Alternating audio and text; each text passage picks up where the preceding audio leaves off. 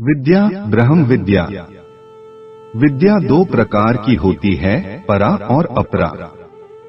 परा विद्या, ब्रह्मा विद्या से उस अविनाशी ब्रह्मा को जाना जाता है, जबकि अपरा विद्या से लौकिक सुखों की प्राप्ति होती है। मानव जीवन को सुखी बनाने के लिए दोनों विद्याओं की अपनी अपनी उपयोगिता है।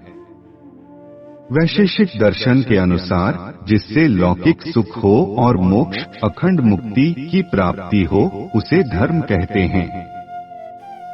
विद्या से रहित व्यक्ति कभी धार्मिक नहीं हो सकता, क्योंकि न तो वह संसार का सुख प्राप्त कर सकता है और न अक्षरातीत परब्रह्म को ही जान सकता है।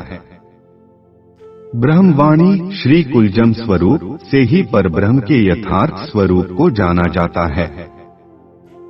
जिनके पास यह ब्रह्मवाणी नहीं है, वे आज भी अज्ञानता के अंधकार में भटक रहे हैं। उन्हीं के लिए श्री जी कहते हैं, कोई बढ़ाओ कोई मुड़ाओ, कोई खींच काढ़ो केस। जो लो आत्म न उल्खी, कहा होए धरे बहु भेस। 7 बेर स्नान करो, पहनो ऊन उत्तम कामल। उपजो उत्तम जात में, पर जीवड़ा न छोड़े बल। 100 माला वाओ गले में, 12 करो 10 बेर। जोलो प्रेम न उपजे पीयूसों, तोलो मन न छोड़े फेर। कीर्तन 14/2, 4, 5। वस्तुतः ब्रह्म विद्या द्वारा आत्म तत्व को जाना जाता है तथा प्रेम लक्षणा भक्ति द्वारा साक्षात्कार किया जाता है।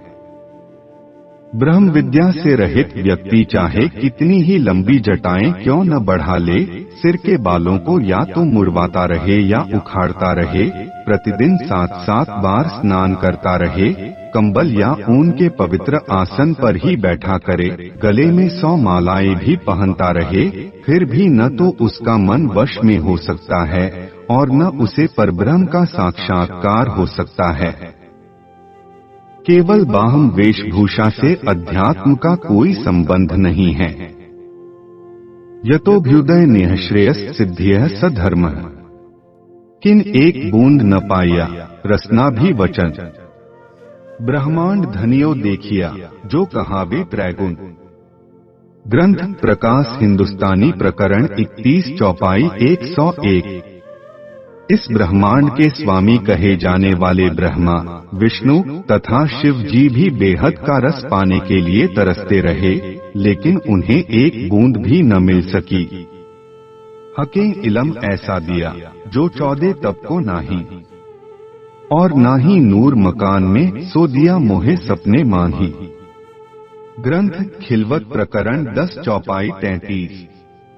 अनादि परमधाम का जो ज्ञान 14 लोक के ब्रह्मांडों तथा बेहद के अंदर भी नहीं था, धाम धनी ने हमें बहुत सहजता से इस पंचभौतिक तन में दिया है।